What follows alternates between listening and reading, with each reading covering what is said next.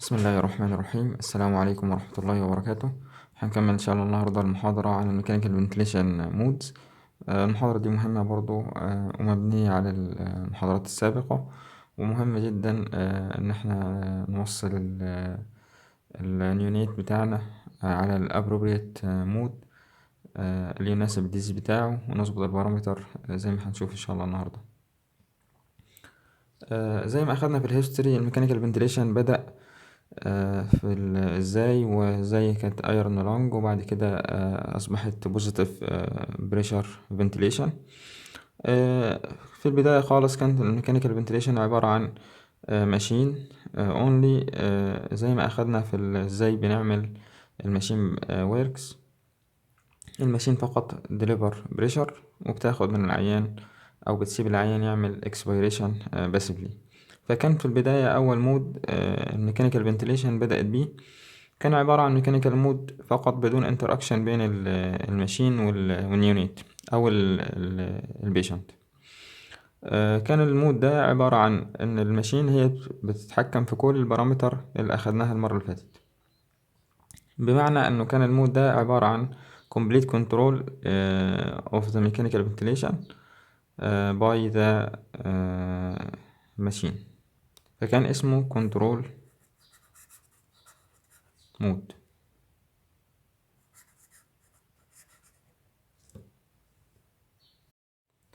او برضو ليه معنى تاني اللي هو mandatory mode. كنترول او مانداتوري يعني تحكم كامل من الريسبيراتوري سايكل بالنسبة من الماشين على العيان، يعني العيان ملهوش اي رول. طيب ازاي كان بيظهر او ازاي نعبر عن الكنترول مود؟ الكنترول مود احنا لو اخدنا قبل كده ان احنا البارامتر بتاعتنا كانت عبارة عن بريشر او بيك انسبيراتوري بريشر، و تايم اوف انسبيريشن، ومعانا تايم اوف اكسبيريشن اللي هو قلنا عليها الاي اي ريشيو. وطبعا بقية البارامترز الاف اي 2 والبيب وكده. هي البارامتر دي اللي كان بيتحكم فيها الماشين، بمعنى انه العيان مش هو اللي هيتحكم في البريشر، مش هو اللي هيتحكم في التايم انسبيريشن، ولا حتى في بداية التايم اوف انسبيريشن، ولا في انهاء الاكسبيريشن او بداية الاكسبيريشن بتاعته. طيب احنا لو اخدنا النورمال ريسبيريشن مود او السبونتينيوس ريسبيريشن، هيكون المنظر بتاعه العيان بيبدأ inspiration،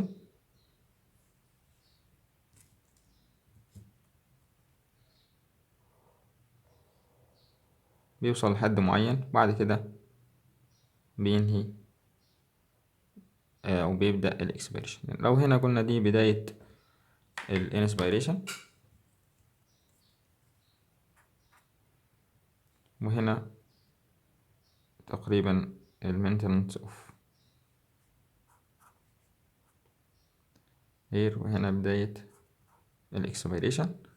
الحاجات دي هي اللي بتفرق لنا او بتميز كل مود عن التاني. يعني لو هنا العيان هنا لو في تحكم كامل، العيان بيبدأ، العيان بياخد inspiration withhold الانسبيريشن وبعد كده بيبدأ expiration، فده كده العيان هو ده اللي بيتحكم في المودز او في الريسبيريشن بتاعه. اما لو الماشين هي اللي عليها تحكم كامل في السايكل دي، فكده اذا العيان هو ملهوش اي رول في الانسبيريشن او في الريسبيريشن عموما. طيب اذا لو احنا اشرنا الى الرسم ده بانه سبونتينيوس، ده معناه انه البيشنت، ولو رمزنا له برمز بي، هو اللي بيتحكم في كل حاجه. طيب اما الكنترول مود العكس تماما. العكس تماما يعني ايه؟ يعني لو رسمنا كده ميكانيكال فنتيليشن، وطبعا علشان احنا بنتحكم كميكانيكال، فبيقبل الرسم البياني بيبقى يعني سكوير شيب اكتر، وهنتكلم على الموضوع ده بعد كده ان شاء الله في الجرافيكس سكالرز، وفي ان شاء الله في المحاضرات القادمة هيكون المنظر الكنترول مود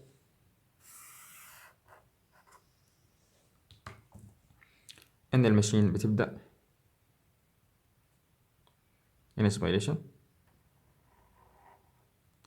withhold الانسبيريشن فترة، وبعد كده بتبدأ expiration. إذا العيان ملهوش أي تحكم على الميكانيكال أو في الميكانيكال سايكل اللي بتديها الماشين. إذا ده هنسميه كنترول مود أو mandatory مود. الماشين بتبدأ inspiration withhold فترة، وبعد كده بتبدأ expiration. لو تكلمنا بعد كده عن ان الكنترول مود ده طبعا كان ليه سايد افكت كتير خالص، لانه مش بيعمل اي ريسبكت للعيان او الميكانيكال او الورك بريثنج بتاع العيان. لو هنوضح الموضوع ده هنوضحه برضو بنفس الفكرة برسم بياني تاني. لو قلنا دي cycles of inspiration او cycles of respiration، ودي بتديها السايكلز بتديها الماشين.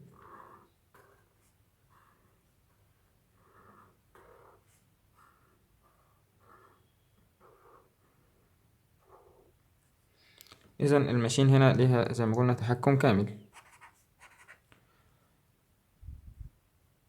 طيب لو رمزنا للعيان باللون الأخضر، لو العيان بياخد قلنا العيان بياخد باللون الأخضر أو هنخليه الأحمر شبه الستاندرد بتاع الماشين. فلو العيان حاول ياخد هنا فكده من حظه إن الماشين بتديله. لو العيان حب ياخد هنا فكده هياخد أثناء الانسبيريشن. طب لو العيان حب ياخد انسبيريشن هنا فالماشين لأ، الماشين هنا بتسمح بإن الإير ينسحب منه، فكده هيحصل لخبطة بين العيان وبين الماشين. طيب لو العيان حب ياخد هنا برضو مفيش فرصة. طيب نفترض إنه العيان برضو حب يطلع هنا، يطلع هوا والماشين بتديله هوا. إذا الماشين العيان بيعمل اكسبيريشن والماشين بتديله، لأن هي مش حاسة بيه، بتديله inspiration أو positive inspiratory أو peak inspiratory pressure. هنا هيحصل طبعا asynchronization، والعيان ممكن هنا يتعرض لباروتروما أو يحصل له نيموثوركس. فطبعا ده وارد جدا ان هنا العيان ممكن ياخد في أي لحظة والماشين بتديله في أي لحظة. العيان في وادي والماشين بتدي في وادي تاني خالص. فده بيخلي الماشين او هنا بيخلي انه العيان مش متوافق مع الماشين. هنتكلم عن عدم التوافق ده اسمه اسينكروني او ديسينكروني. ان العيان هنا لو اخد في المراحل دي هنا مش متوافق مع الماشين، لو اخد مع الماشين هيبقى كده حظه انه اخد كويس. لو حاول ياخد هنا اثناء الماشين بتعمل اكسبيريشن مش هياخد حاجة. لو اخد بين السايكلز برضو مش هيستفيد، بيحاول يعمل اجينست بريشر اجينست الهوست سيستم زي ما اتكلمنا قبل كده. اما لو العيان بيطلع اكسبيريشن او عايز خلاص يطلع اكسبيريشن هنا فده كده العيان هنا متعرض للباروتروما. فكانوا زمان روتينلي بيركبوا بايلاترال شيست تيوب، لان العيان موستلي كان بيدخل في باروتروما ونيموثوركس.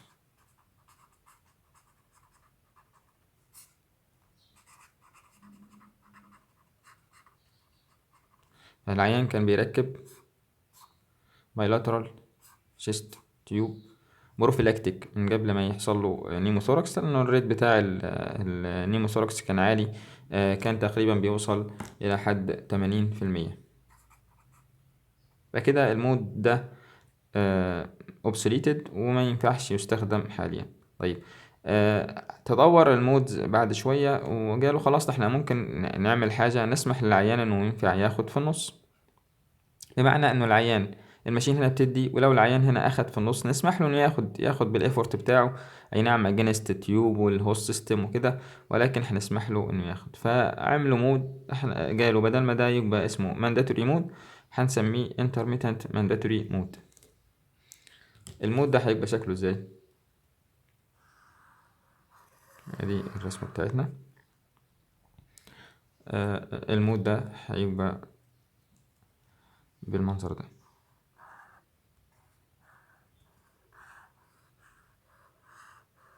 احنا اتكلمنا السكوير شيب ده معناه ان الماشين هي اللي بتتحكم في كل السايكل. لو العيان برضو اخد هنا او هنا او هنا برضو مفيش اي توافق بينه وبين الماشين. لو العيان برضو عمل اكسبيريشن او بيحاول يعمل اكسبيريشن هنا والماشين بتديله، برضو هيبقى في ريسك اوف باروتروما. لكن لو العيان اخد هنا الماشين هتسمح له انه ياخد او يطلع بس بالايفورت بتاعه، يعني الماشين برضو ملهاش دعوة. برضو نفس الفكرة الانترميتنت مانداتوري مود ده يعتبر يعني او هو فعلا obsoleted intermittent. وطبعا ده احنا هنا بنتكلم بالاسلوب ده علشان نبسط بس الانتقال من مود للتاني، علشان نوضح فكرة الانترميتنت مانداتوري فنتيليشن او اسف فكرة المودز، علشان تبقى واضحة بالنسبة لنا وناخدها بسهولة، ما يحصلش فيه لخبطة أو عدم فهم في الموضوع. طيب الانترميتنت مانداتوري مود ده برضو اتلغى، وده يعني للأسف بيساوي ماشين من غير سنسور، يعني ماشين مش بتحس بالعيان. فده ممكن يحصل معانا لو أنا عندي ماشين مش بتحس بالعيان، هتسمح له ياخد بين السايكلز، لكن ممكن يحصل هنا برضو باروتروما ونيموثوركس. فكده برضو نفس الفكرة، احنا هنا المود ده يعتبر obsoleted. اذا انا عندي كنترول مود والانترميتنت mandatory ventilation او intermittent mandatory مود، دول مودز يعتبروا obsoleted. طيب للتغلب على المشاكل المودز اللي فاتت كان لازم انه نبدأ نفكر في حاجة تخلي الماشين تحس بالعيان. يعني ايه اللي يخلي الماشين تحس بالعيان؟ جت هنا فكرة كلمة التريجر اللي هي تكلمنا عنها في البارامتر، وقلنا هنأجلها للمحاضرة اللي هي المحاضرة دي إن شاء الله. تريجر يعني زناد، يعني مؤثر أو محفز بيخلي الماشين تحس إنه العيان هيبدأ ياخد نفس أو هياخد نفس، فبتبدأ تعمل سينكرونايزيشن معاه. ففكرة التريجر إنه الهدف منه إنه يعمل سينكرونايزيشن.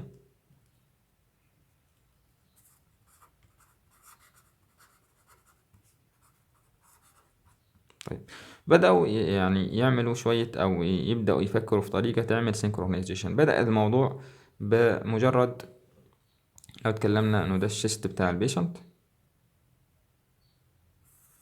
فالبيشنت هنا لو حطينا بروب على الشيست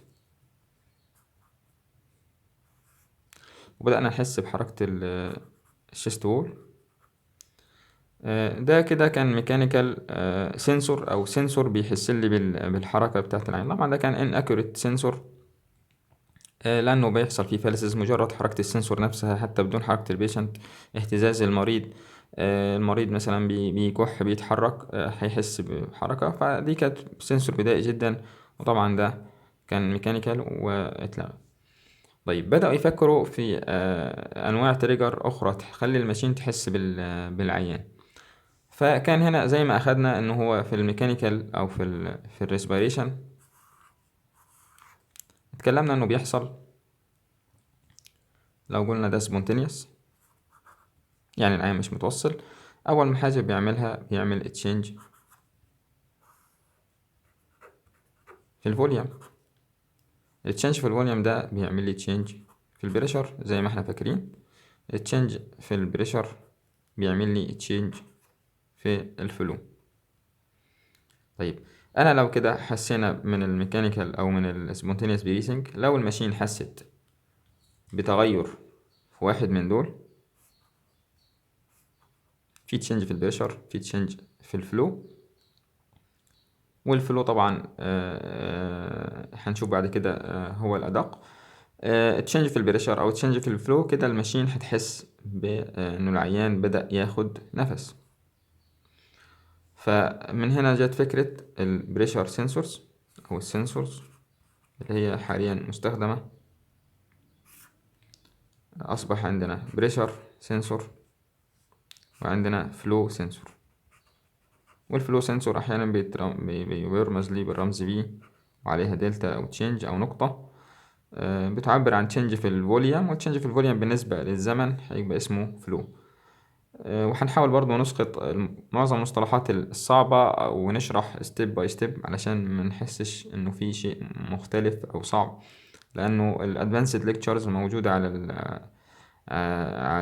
في الفيديوهات، ممكن اي حد يبدأ يدور عن الادفانسد بعد ان شاء الله ما ناخد المبسط.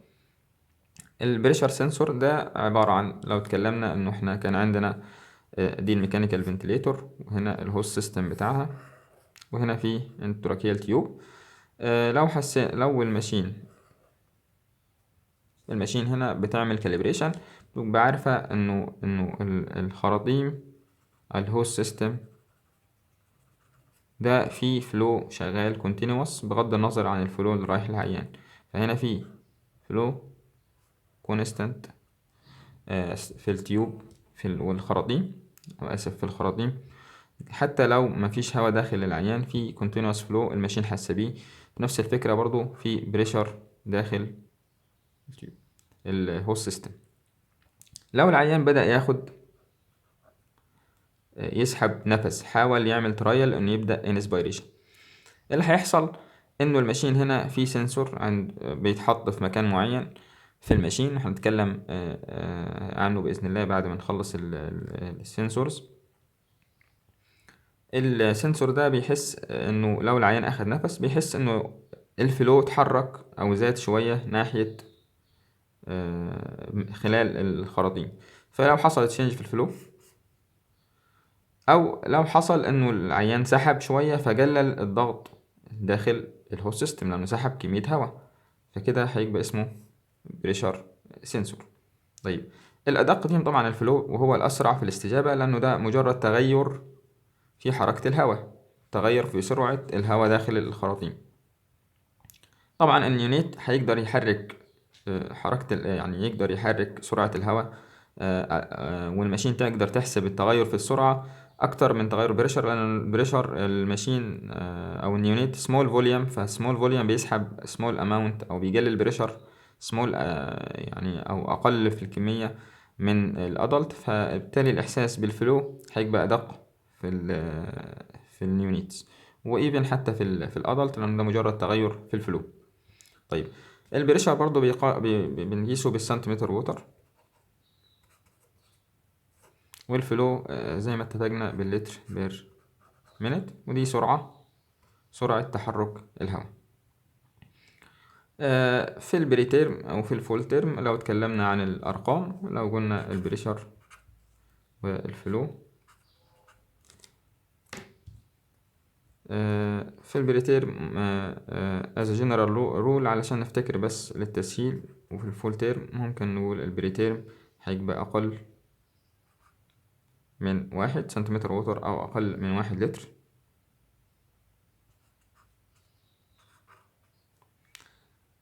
في الفول تيرم ممكن البريشر هيبقى أقل من 1 سنتيمتر ووتر أو أكتر من 1 لتر في الفلو، بمعنى إن أنا بخلي السنسور أو بقول للماشين إنها تحس بالعيان. لو بريتيرم بنخليه أقل من 1.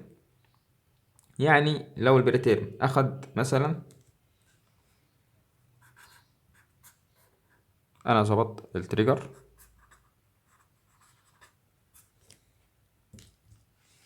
على نص سنتيمتر ووتر، كده الماشين هتحس بالعيان لو بدأ يعمل work of breathing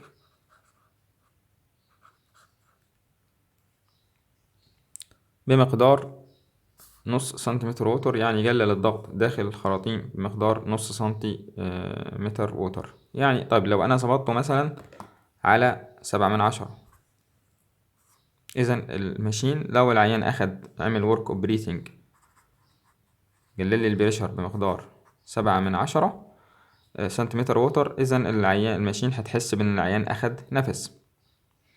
طيب لو العيان أخد work of breathing بمقدار 6/10 وأنا ظبطه على 7/10، كده الماشين مش هتحس بالعيان أو بالنيونيت. طيب، لو أنا خليت البريتيرم مثلا، بريتيرم خليت البريشر بتاعه أو البريشر تريجر بتاعه على 1 سنتيمتر ووتر، لو انا خليتها على 1 سنتيمتر ووتر، لو البريتيرم ده اخد 1 سنتيمتر ووتر او تشينج في البريشر، عمل تشينج في البريشر في الهوست سيستم مقدار 1 سنتيمتر ووتر، الماشين هتعرف انه اخد بدأ ياخد نفس، فهتبدأ تعمل معاه سينكرونايزيشن زي ما هنشوف بعد كده ان شاء الله. طيب لو البريتيرم ده فيري لو بيرث ويت، يعني وزنه مثلا 500 جرام 400 جرام، هل هيقدر ياخد 1 سنتيمتر ووتر؟ في الغالب لا. فكده الماشين، الطفل بيحاول ياخد او النيونيت بيحاول ياخد نفس، والماشين مش حاسه بيه. فدي فكره ان انا بحاول اخلي التريجر مناسب للعيان. وبعد كده هنشوف اثناء الويننج بيختلف عن اثناء توصيل الطفل وهو ديزيست. طيب لو اتكلمنا في قصة الفلو طبعا والبريشر، هنا ممكن نص سنتيمتر ووتر، او ممكن نتكلم برضو عن نص لتر بير مينت من ناحية الفلو. تمام، نفس الفكرة برضو، نص سنتيمتر ووتر او نص لتر بير مينت، نفس الفكرة. لو البيشنت انا ظبطته على او النيونيت ظبطته على تريجر 7/10 لتر بير مينت مثلا، انا كده بقول للماشين لو الطفل عمل ورك بريثنج، غير معدل سرعة او تدفق الهواء داخل الهوست سيستم مقدار 7/10 او اكتر، كده الماشين هتحس او هتديله نفس. اما لو اخد اقل من كده، فكده الماشين مش هتحس بيه حتى لو الطفل فعلا عمل ورك بريثنج. طب ما انا ليه ما اخليش التريجر مثلا بتاعي برضو في الفول تيرم مثلا؟ اخلي الفول تيرم مثلا برضو، لو اتكلمنا احنا من نص مثلا سنتيمتر ووتر ده في البريشر تريجر، او نص لتر بير مينت لو انا مخلي الفلو تريجر. وفي بعض الشركات بتخلي الاوبشن ان انا اختار البريشر او الفلو تريجر على حسب ما انا عايز، ومعظم الماشينات حاليا فيها الفلو تريجر ثابت لان هو الادق. طيب لو انا خليت الفول تيرم البريشر، تغير البريشر نص سنتيمتر ووتر، ليه؟ ما يعني انا هستفيد ايه؟ ما انا هخليه فعلا تريجر والماشين تحس بيه وكل حاجه. الفكرة ان انا بحاول اظبط التريجر على اللوست بوسيبل او فسيولوجيك بالنسبة للعيان. يعني النص لتر بالنسبة للفول تيرم دي سهل انه يوصل لها، لكن ممكن تعمل لي سايد افكت لللو تريجر ده، ان يحصل اوتو تريجرنج، بمعنى انه لو حصل انه الهوست سيستم الخراطيم دي اتحركت، او حصل فيها تجمع للهواء، او حصل فيها ليكج بسيط، ممكن الماشين تفتكر انه العيان اخد النص سنتيمتر ووتر او نص لتر بير مينت في الفلو، تبدأ تعمل اوتو تريجرنج يعني تفتكر ان العيان اخد نفس وهو العيان ما اخدش حاجة. فبالتالي الفول تيرم عنده جود ورك بريثنج، يخليني ابدأ مثلا ب1 سنتيمتر ووتر او 1 لتر بير مينت از تريجر. بقول للماشين لو العيان اخد اقل من كده ما تحسش بيه. لو العيان اخد 1 سنتيمتر ووتر او قلل البريشر او حرك الفلو مقدار 1 لتر بير مينت، اذا الماشين تبدأ تديله نفس او تعمل سينكرونايزيشن معاه بالشكل اللي هنشوفه ان شاء الله بعد كده. طيب ده اثناء التوصيل في البدايه خالص. لو العيان مثلا هو فول تيرم فعلا بس عنده فيري ويك ايفورت، او عنده مشكله مثلا مايوباثي، او عنده باراليسيس، او عنده هايبوتونيا، وانا عايز اخلي الماشين تحس بيه، او يعني بحاول اساعده في النفس بتاعه، ممكن اخلي التريجر فعلا اقل من 1. اما لو العيان مثلا اثناء الويننج انا بعمل ويننج خلاص، انا عايز افصل العيان من الميكانيكال فنتيليشن زي ما هنشوف ان شاء الله بعد كده، الويننج لا، انا بحاول اعلي التريجر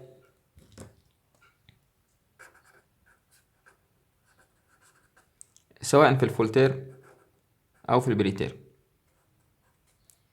لكن اخلي بالي ان البريتير يعني بخلي التريجر بتاعه مثلا 1، لانه الايفورت بتاعه مش هيوصل اكتر من 1 في الغالب، الا لو كان وزنه اكتر من كيلو ونص او كده. اما الفول تيرم لا، انا ممكن اوصل في الفول تيرم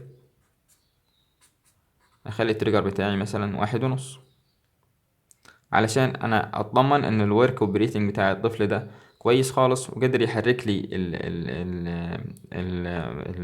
الفلو بمقدار كويس، والورك بريثنج كويس، وان هو ده الولد ده كانديديت فور ديسكونكشن